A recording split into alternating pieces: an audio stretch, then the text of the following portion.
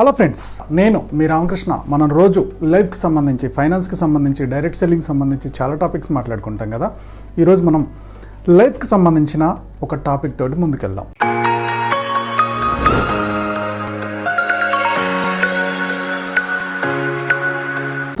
కామెంట్స్లో bad habits నుంచి బయటపడడం ఎలా అనే టాపిక్ ఎక్కువగా అడుగుతున్నారు. సో ఇవాళ మనం మాట్లాడుకునే టాపిక్ వచ్చేసి బ్యాడ్ హ్యాబిట్స్కి ఎడిక్ట్ అయిపోయారు. సో ఈ ఎడిక్షన్ నుంచి బయటపడడం ఎలా అనేది ఇవాళ మనం మాట్లాడుకుంటున్న టాపిక్ అనమాట. సో మీరు స్మోకింగ్కి ఎడిక్ట్ అయిపోయారు, లేదా డ్రింకింగ్కి ఎడిక్ట్ అయిపోయారు, లేదంటే జంక్ ఫుడ్ తినడానికి ఎడిక్ట్ అయ్యారు, లేదా ఎక్కువగా టీవీ చూడడానికి, సినిమాలు చూడడానికి ఎక్కువ ఎడిక్ట్ అయిపోయారు, ఓకే, లేదంటే ఎక్కువగా సోషల్ మీడియాలో ఉంటున్నారు. ప్రతి క్షణం కూడా ఫేస్బుక్, ఇన్స్టాగ్రామ్ తప్పితే ఇంకొక ఆప్షన్ కనపడట్లేదు.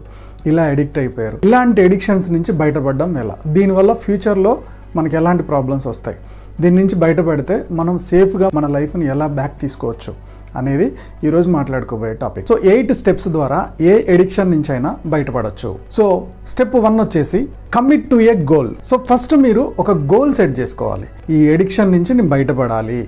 అది ఏ ఎడిక్షన్ అయినా సరే, నేను ఇందాక చెప్పిన స్మోకింగ్ అయినా, డ్రింకింగ్ అయినా, ఓకే, లేకపోతే సోషల్ మీడియాలో ఎక్కువ టైం వేస్ట్ చేసుకోవడం అయినా, ఏ ఎడిక్షన్ నుంచి అయినా బయటపడాలి అనేది ఫస్ట్ మనం సెట్ చేసుకోవాల్సిన గోల్ అనమాట. అంటే మీరు స్ట్రాంగ్గా ఫిక్స్ అయిపోవాలి.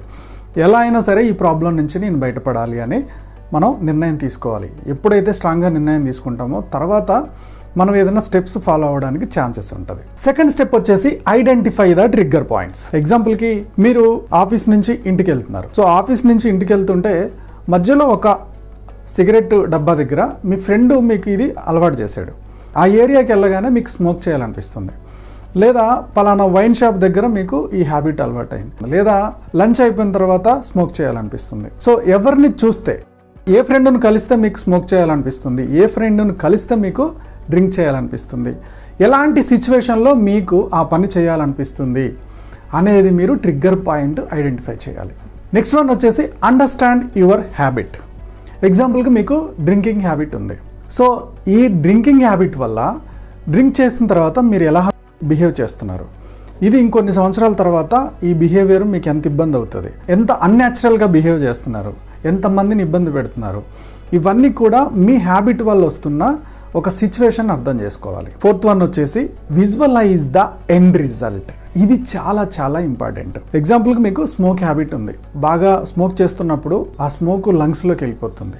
ఈ లంగ్స్ అన్నీ బ్లాక్ అయిపోతున్నాయి, అంటే మీ లంగ్స్ అన్నీ ఖరాబ్ అయిపోతున్నాయి. సో ఈ లంగ్స్ అన్నీ ఖరాబ్ అయిపోవడం వల్ల మీ హెల్త్ కండిషన్ ఏంటి?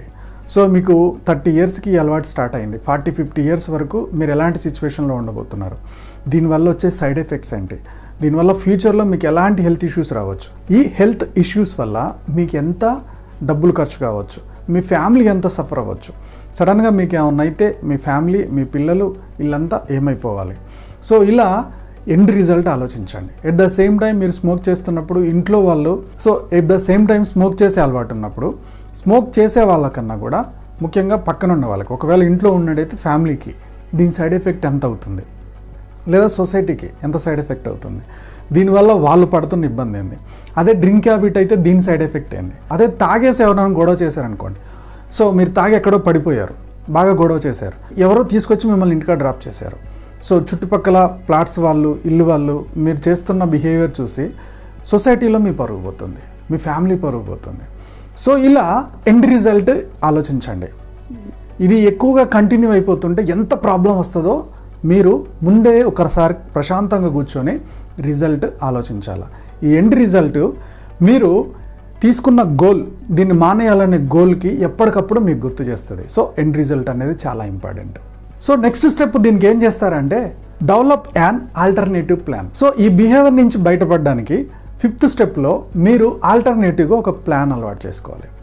ఎగ్జాంపుల్కి మీకు స్మోక్ హ్యాబిట్ ఉంది. స్మోకింగ్ నుంచి బయటపడడానికి బాగా స్మోక్ చేయాలనిపించినప్పుడల్లా దానికి ఆల్టర్నేట్గా, ఓకే, ఒక చాక్లెట్ వేసుకోవడమా, ఒక బబుల్ గమ్ వేసుకోవడమా, లేదా ఏదన్నా తినడం అలవాటు చేసుకోవాలి. ఫ్రూట్స్ ఏదో తినడం అలవాటు చేసుకోవాలి. అంటే ఆ టయానికి ఆ ట్రిగ్గర్ పాయింట్ 4 o'clock మీకు స్మోక్ చేయాలనిపిస్తుంది, 1 o'clock మీకు స్మోక్ చేయాలనిపిస్తుంది, అప్పుడు ఒక చాక్లెట్ నోట్లో వేసుకోవడం.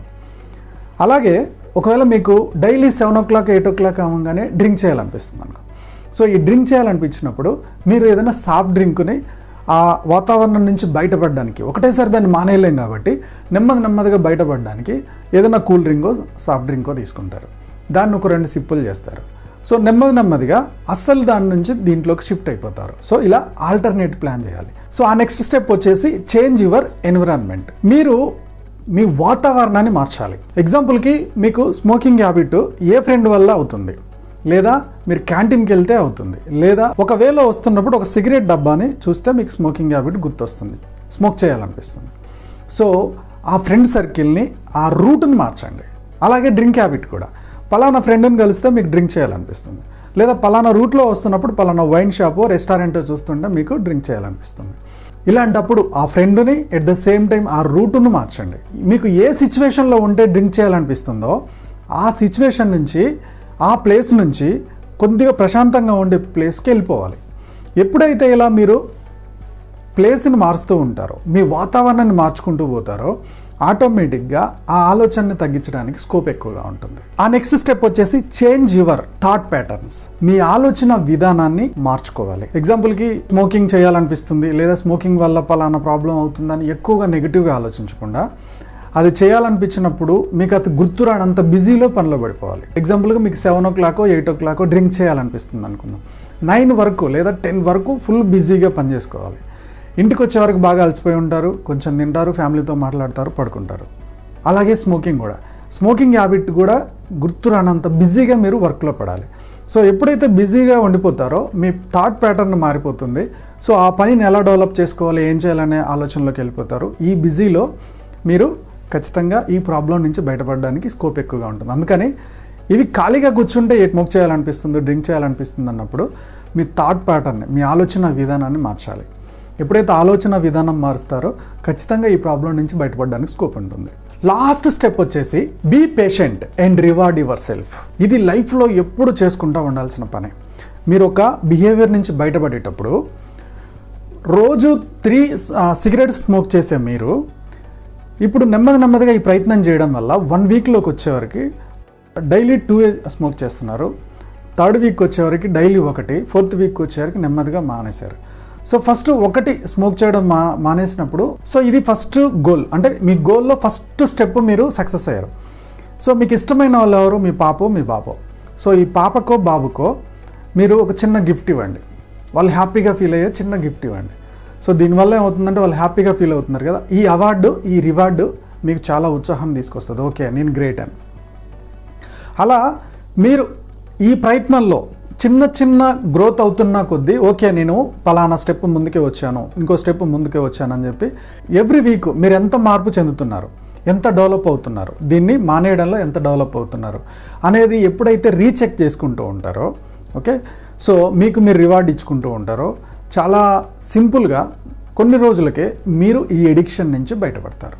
సో ఏదన్నా ఎడిక్షన్ నుంచి బయటపడడానికి నేను చెప్పిన సింపుల్ పాయింట్స్ మీకు నచ్చాయనుకుంటున్నాను. నచ్చినట్టయితే ఏ పాయింట్ నచ్చిందో కామెంట్లో పోస్ట్ చేయడం మర్చిపోకండి. ఈ వీడియోని లైక్ చేయడం మర్చిపోకండి. ఈ వీడియో నచ్చినట్టయితే ఎవరికైతే అవసరం ఉందో ఆ ఫ్రెండ్కి షేర్ చేయడం కూడా మర్చిపోకండి. Go self made.